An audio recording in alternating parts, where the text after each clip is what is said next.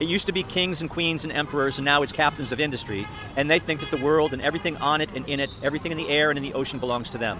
21, can you do something for me? Do your thing, 21, do your thing. 21, can you do something for me? 21. Episode 21, let's go. It's Labor Day, baby. So, we're going to talk about the multitude of labor disputes.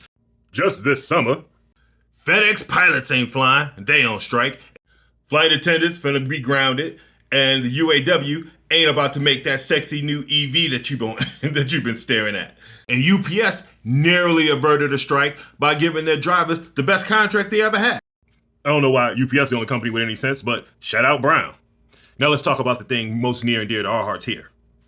SAG-AFTRA and the WGA, the Writers Guild of America, West and East, have been on strike for well over 100 days because the studios refuse to meet what are some real basic demands. Hollywood has literally shut down. This marks the first industry-wide shutdown in Hollywood in 63 years. The actors and writers are striking primarily due to issues related to pay and the changes in the entertainment industry. A lot of people just assume that actors on strike, all these rich people, they'll be okay. Well, the rise of streaming platforms has resulted in fewer episodes per series, leading to reduced residual payments for actors and writers. They're also advocating for strict regulations on the use of artificial intelligence to prevent job losses. Long before I ever did comedy, I lived in LA and I did door-to-door sales. And I met literally thousands of people who worked in the industry. And almost none of them were on screen. Or if they were on screen, they weren't names you'd know. This strike is about them as much as it is about the Matt Damons of the world. And it's brutal for our sister unions. It's brutal for IATSE. You know what I mean? It's like, and it's going to be tough for the actor, for 160,000 actors. So nobody wants a work stoppage, but they tried to play Matt Damon like he wasn't down for the cause, like he wasn't supportive of SAG-AFTRA. But they had to do a 180 real quick because the truth came out. If our leadership is saying that the deal isn't fair, then we gotta hold strong to get a deal. Tell him what's up. Y'all mess with Jason Bourne, now y'all in trouble. It's the difference between having healthcare and not for a lot of actors, and we got to do what's right by them. Now, if you're one of those people who've been told or believe that this is millionaires versus billionaires, and why should you care? It's not like that. 87%, I believe, is the number of the SAG-AFTRA members make less than $26,000 a year from acting. Everybody thinks that it's all millionaires. They think it's all people at the very top, the biggest movie stars, and it's not. There's all the people that play the supporting parts and the bit parts, and they need to pay their bills just like anybody else. Maybe you think the actors are asking for too much and just being greedy.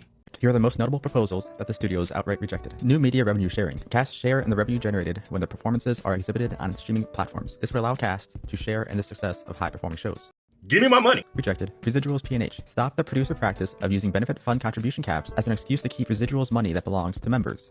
Give me my money on time. Rejected. SAG-AFTRA's proposal. Here's a comprehensive set of provisions to grant informed consent and fair compensation when a digital replica is made or our performance is changed using AI. And don't make a digital copy and use it for all perpetuity and never pay me or tell me about it because I don't want to keep working and this is all I know how to do. The studios. We want to be able to scan a background performer's image, pay them for half a day's labor, and then use an individual's likeness for any purpose forever without their consent. We also want to be able to make changes to principal performers' dialogue and even create new scenes without informed consent. And we want to be able to use someone's images, likeness, and performances to train new generative AI systems without consent or compensation. We are screwed. Then there's Bob Iger's response. The only studio head dumb enough to talk into a microphone said this. There's a level of expectation that the unions have that is just not realistic, and they are adding to the set of the challenges that this business is already facing that is, quite frankly, very disruptive. But he said this at a billionaire retreat where he was hanging out with Mark Zuckerberg and David Zaslav that they all flew to on their private jets. And you know what? I don't think that that's fucking realistic. The saying is, long money is strong money. So you'd think the billionaires would have the advantage. However, Gladiator 2 and Deadpool 3 are costing major studios $600,000 every week the writers and actors strike continues. Variety magazine reports that the cost of maintaining the sound stages housing the movie sets reaches an approximate sum of $600,000 per week. it's not only affecting actors and studios and writers, it's also affecting support businesses. I start to write a lot of scripts. It will have a very, very damaging effect on the whole business, and unfortunately, there's huge collateral damage in the industry. The people who are, who are support services, I could go on and on. It will affect the economy of, different regions even. Hollywood strikes have cost California an estimated $3 billion in just 100 days. The strikes don't just impact the writers or studios, they impact the businesses used for catering, costume making, dry cleaning, set building, flowers, props, and more. And if you're wondering, how has this gone 100 days? Seth Rogen talked to him. The studios haven't even spoken to one another, is what I've heard. I've heard they haven't talked.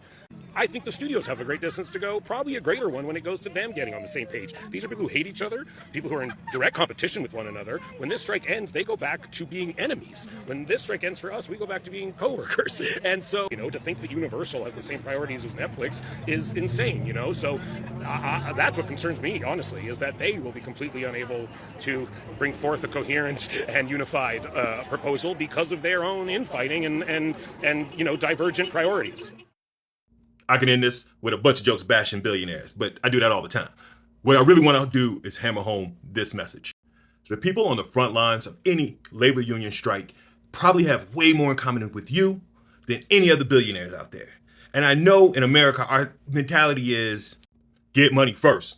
But if the people creating the art can't get money, if the people doing the labor can't get money, if the people who make it possible, no matter if it's FedEx pilots, flight attendants, United Auto Workers, or SAG-AFTRA, if the people who make it happen can't get paid because executives have huge bonuses and don't want to share, it's just not going to work. This has been another episode of What Happened News. Like us, share us, tell your friends about us, subscribe, give us stars, bells, whistles, all the things that turn this into money. You know how this works.